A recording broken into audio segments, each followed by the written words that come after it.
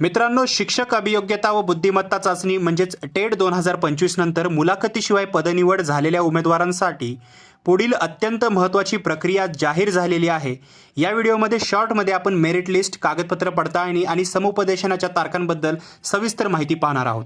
जर तुम्हाला डिटेलमध्ये माहिती पाहिजे असेल तर इथे मी व्हिडिओ जो आहे रिलेटेड व्हिडिओ लावलेला आहे, तो पूर्ण व्हिडिओ पाहू शकता। तिथं स्टेप बाय स्टेप मी सर्व गोष्टी समजावून सांगितलेल्या आहेत।